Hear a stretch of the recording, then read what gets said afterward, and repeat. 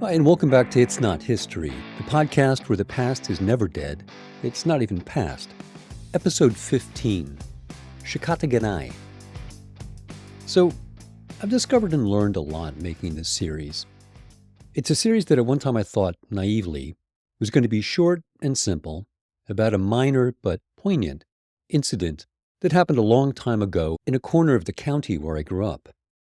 But as I've discovered over the past year now of research and talking to people, historians, curators, and journalists, not to mention the descendants of the people involved, none of what I've just said turned out to be true, other than the fact that I did, in fact, grow up there.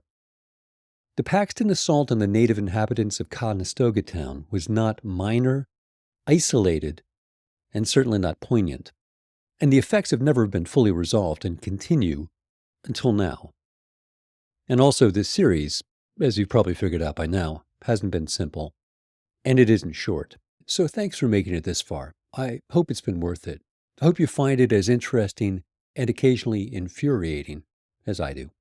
As we saw last week, the story keeps revealing itself in new ways.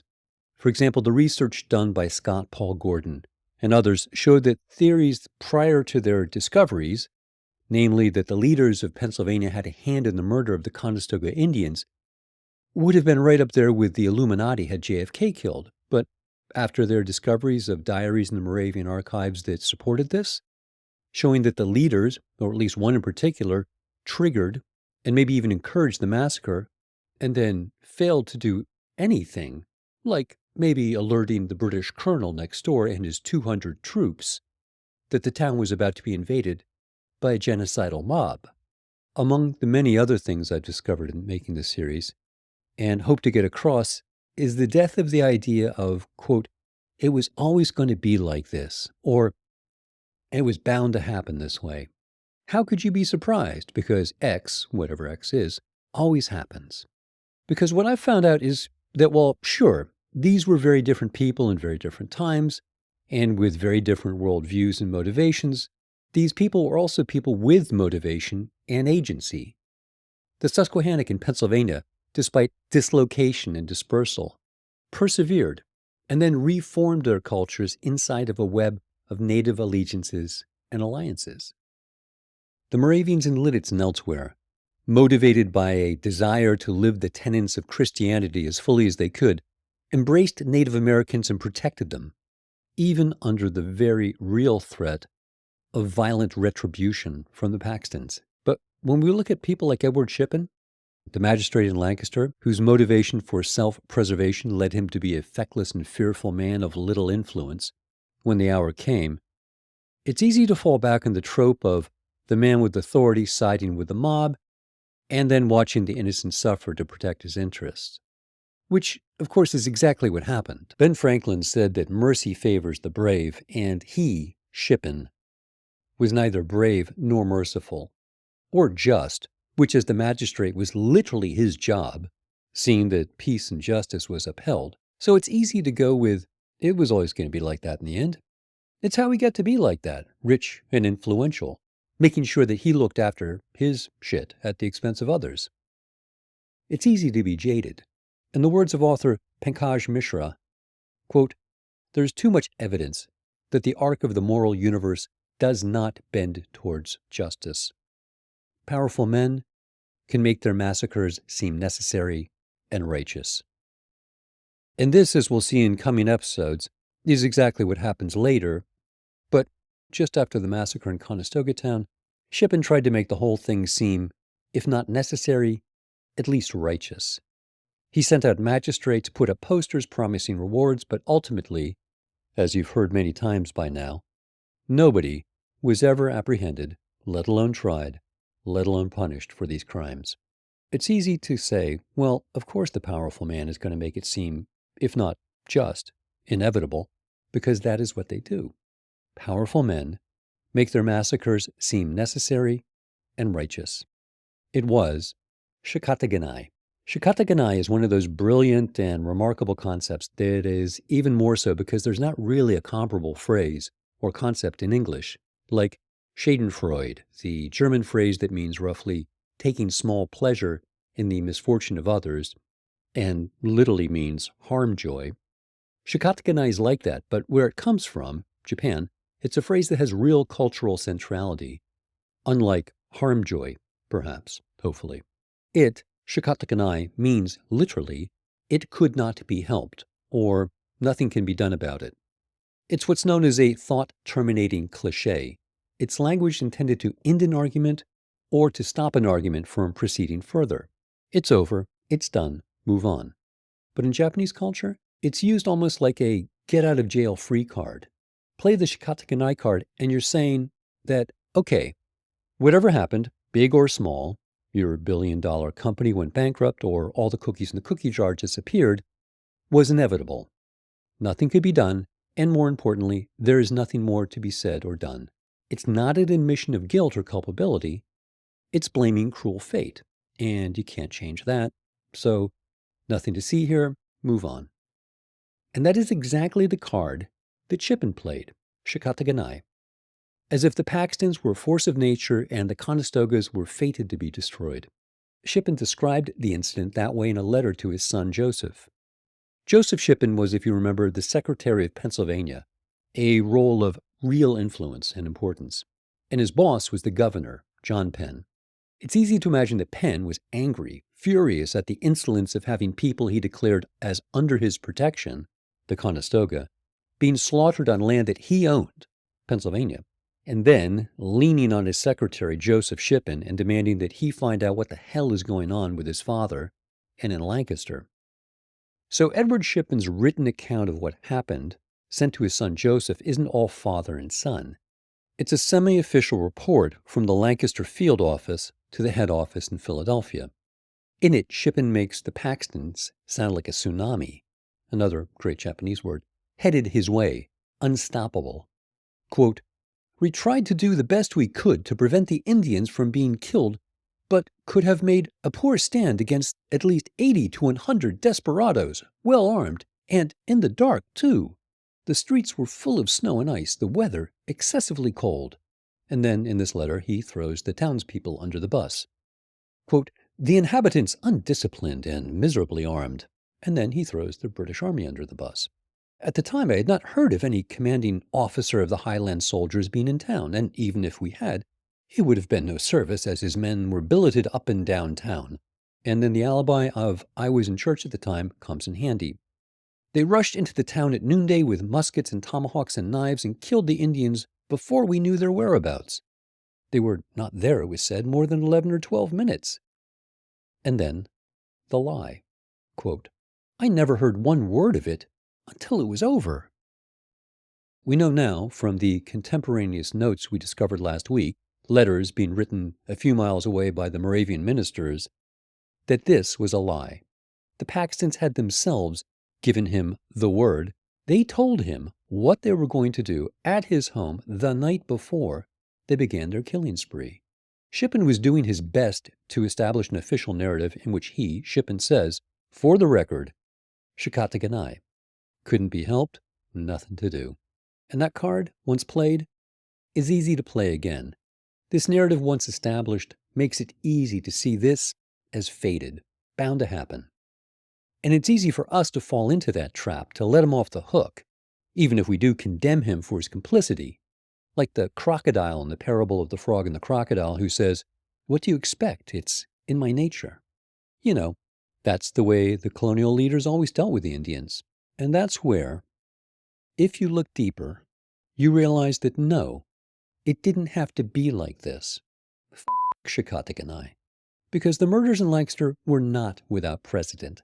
And the response of the community and its leaders had precedent as well. That precedent and their response was the polar opposite of Shippen's response in Lancaster's in 1764. And this wasn't the first time that native-settler relations had reached a crisis point on the Pennsylvania frontier. What's old is new again, because in 1728, unregulated settler expansion into native lands had pushed the colony to the brink of full-scale war. Many people, most people in Pennsylvania, believed war was inevitable. Historian Patrick Spiro writes in Frontier Country, The Politics of War in Early Pennsylvania, quote, "The most dangerous threat to stability during the crisis of 1728 was the belief held by some colonists that Pennsylvania had, quote, frontiers, a new development on the geopolitical landscape of the colony, and these, quote, frontier inhabitants, as they called themselves, petitioned the government for the support they believed that they deserved. At the height of this uncertainty, groups of colonists who feared an imminent invasion formed unofficial militias to provide protection and launch raids on Indian groups. So the Paxton Rangers, 3 decades before the Paxton Rangers. Sparrow continues. The ad hoc mobilizations eventually resulted in several clashes between Indians and colonists and caused the deaths of several Indians. The government, primarily through the proprietary offices, adapted and averted war by using the levers of state that the framers of 1701 left to the proprietor to reestablish order on these frontiers. To reestablish order, Pennsylvania turned to Patrick Gordon. Gordon had arrived in the colony only a year earlier with his wife and 5 children to assume his new role as lieutenant governor. He was 62 and had, in the words of Sparrow, a distinguished military career, a cool temperament, and a retiring personality. But having served in Europe and spent most of his adult life in England, the problems of colonial governance struck him as wholly unfamiliar. So, if you wanted to avoid the war that everyone thinks is inevitable, putting Gordon in charge would seem to be a sure way to guarantee that it is inevitable. Military man with no experience in the colonies, let alone native relations. What could go wrong? And then in May of 1728, an incident occurred that transformed the inevitable into the actual. Farmers near present-day Reading, Pennsylvania, in Chester County, quote, saw an Indian man, some women, and some girls sitting on a woodpile. The farmers later claimed that they saw the man, quote, put an arrow to the string of the bow. And this was later proffered as their justification for what happened next. The farmers first shot at the group of Indians, hitting several men. Then the farmers charged. One farmer, quote, knocked an Indian woman's brains out with the butt of his gun, and then, quote, killed another woman with an axe. The young girls, injured but alive, were taken captive. Sparrow writes, fear turned into outright panic as the word of the murder spread through the communities. Most expected, quote, the Indians will fall down upon us very suddenly. Families fled and mills were turned into forts, foreshadowing the frontier panic of 1763. But this time, unlike 1763, a capable leader stepped up to avoid further panic, bloodshed, and war. Patrick Gordon wrote that, quote, this piece of barbarity might stir up the Indians to revenge it on our inhabitants in these parts. The solution, he knew, was for the government to play its part and become a forceful role in implementing its policies and establishing its authority. Success, Gordon hoped, would keep the peace. Gordon had 2 cards to play. First, as chief magistrate, Gordon ordered that all government officials, sheriffs, coroners, and constables search for and apprehend the farmers implicated in the murders of the native men and women. Within a day, all were apprehended.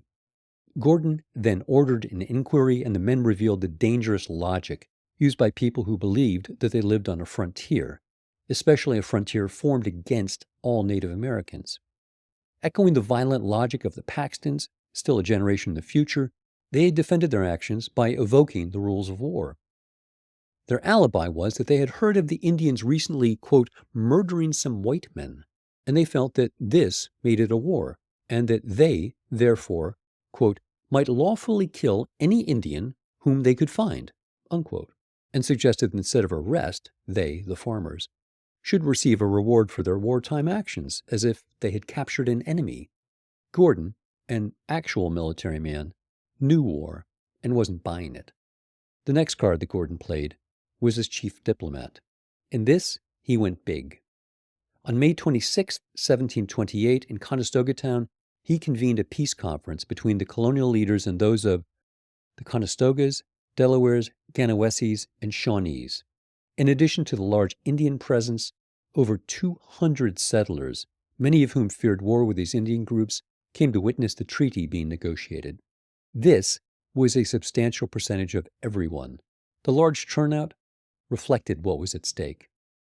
At this conference in the Susquehanna community of Conestoga town, a major treaty was negotiated between those with whom the colony had, quote, a firm alliance and sincere friendship. Gordon identified specific Indian groups as allies and explained Pennsylvania's policy of friendship towards them. Settlers were told to, quote, treat the Delaware, Conestoga, Ganawesi, Shawnee, Mingos, and those of the Five Nations and any other coming and demanding themselves as peaceable amongst us, with the same civil regard they would as any English subject. Native Americans responded with enthusiasm. Tawania, a Conestoga delegated to respond to Gordon's speech, said that, quote, they greatly rejoiced in their hearts that they have had no such speech made to them since the time when the great William Penn was amongst them, and all was good and nothing was amiss. Tawania spoke from experience. He had heard William Penn speak at the 1701 treaty, where the Conestoga formalized their alliance with Penn by giving Pennsylvania sole rights to the land on the banks of the Susquehanna in exchange for Pennsylvania's promise to preserve a small plot for the Conestoga and providing the Conestoga with protection from both European and Indian rival nations. Tawania had seen the colony grow. He had seen the effects of colonists pushing further west, had seen the violence between Indians and colonists engendered by this expansion. But he was hopeful again that the foundation of peace laid by that earlier treaty was still firm. The two groups were, he said, evoking Penn's principles of one people, one body, one heart. Colonists loved the treaty too. Word of the speech reached Philadelphia, and when Gordon approached the city, a large crowd awaited him cheering. But Gordon wasn't done. He then pressured the notoriously cheap Pennsylvania Assembly to cough up 100 pounds sterling for gifts to distribute among the Native Americans. In 1728, 100 pounds bought a lot. How much? This much. 25 coats, 20 blankets, 20 duffels, 25 shirts, 100 pounds of gunpowder, 200 pounds of lead, 500 flints, 50 knives, and foodstuffs. The most important part was giving the Indians ammunition and arms.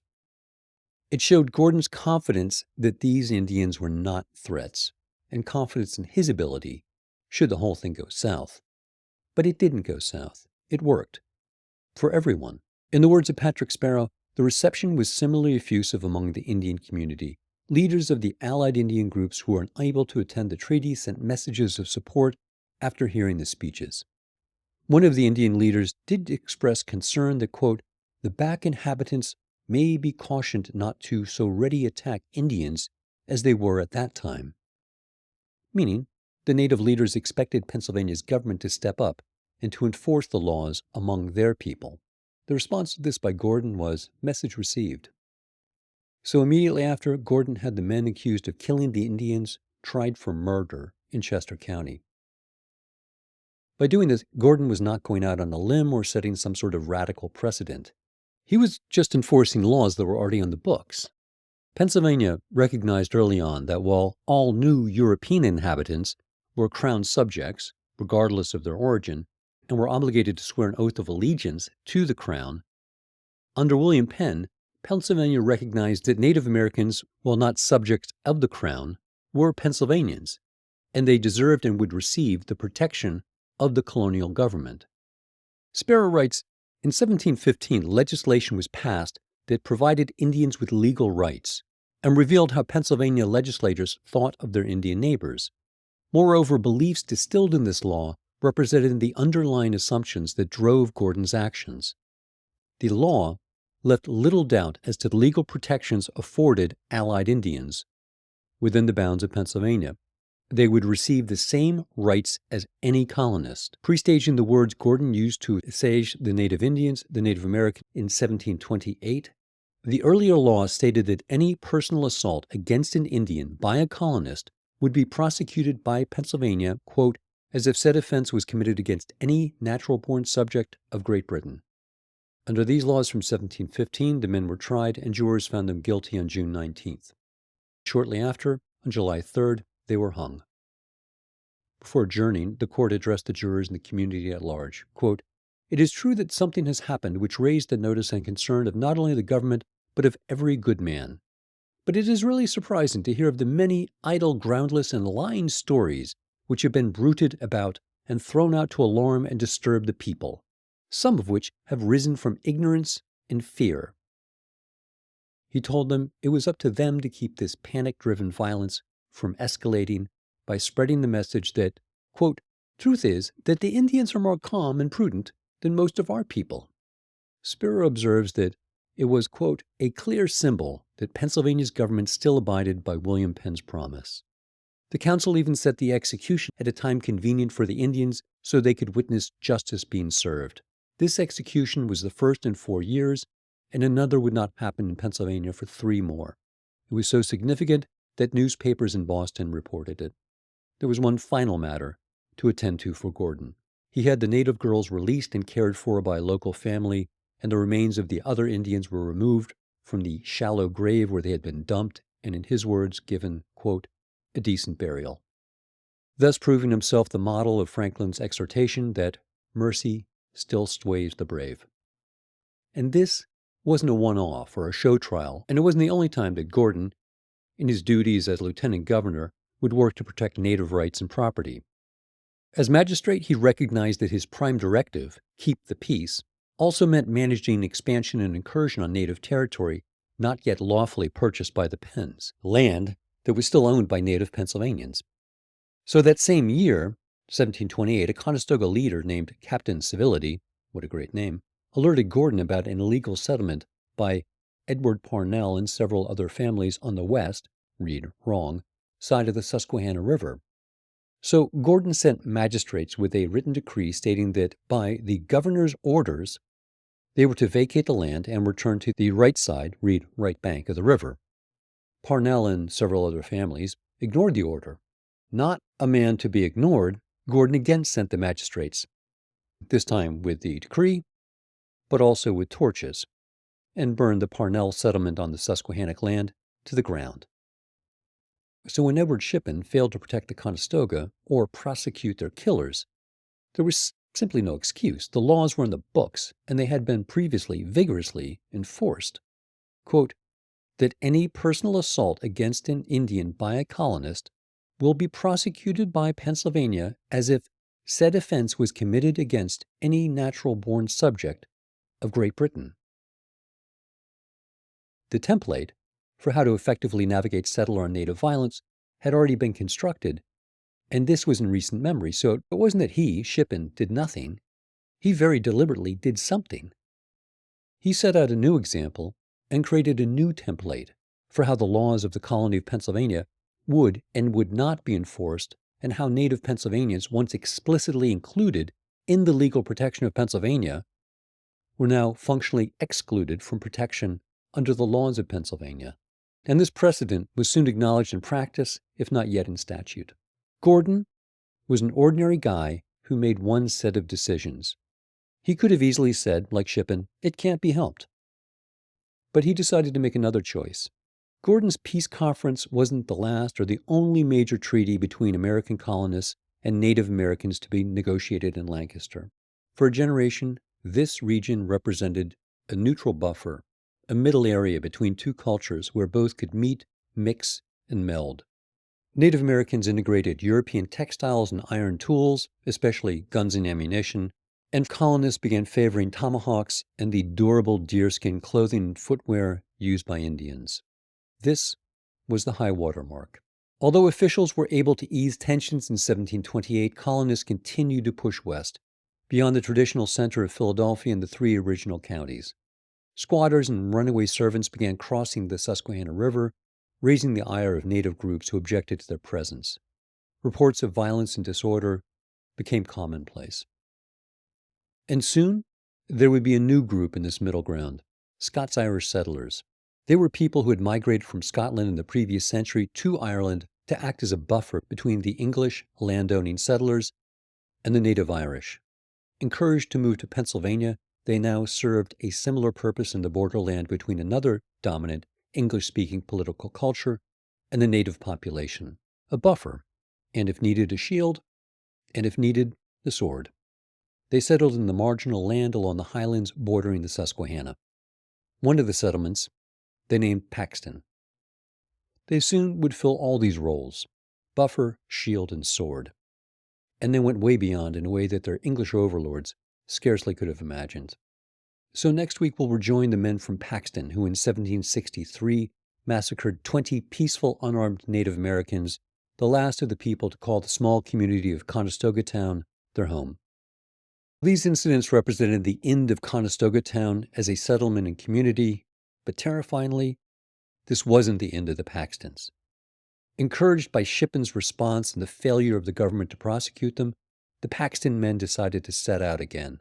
After destroying Conestoga, ransacking Lancaster, and threatening Lidditz, they now set their sights higher, on the largest city in America, Philadelphia. And so a group of men marched east out of Lancaster, and this time it wasn't the mere dozens who had terrorized Lancaster. It was now hundreds of men, surging east over the frozen fields of Pennsylvania, headed to Philadelphia bent on destroying all the Indians they found there and promising to kill anyone who stood in their way. So next week, we'll watch as the citizens of Philadelphia react in horror and panic to a seemingly unstoppable army of White Walkers bent on destroying their city, and how one Philadelphian responds with courage and purpose. I'd like to thank Patrick Sparrow. It was through his work that I first encountered the story of Patrick Gordon, and I'm indebted to him. I highly recommend his book, Frontier Country: The Politics of War in Early Pennsylvania. You can find a link to his work in show notes at itsnothistory.com. Thanks for listening.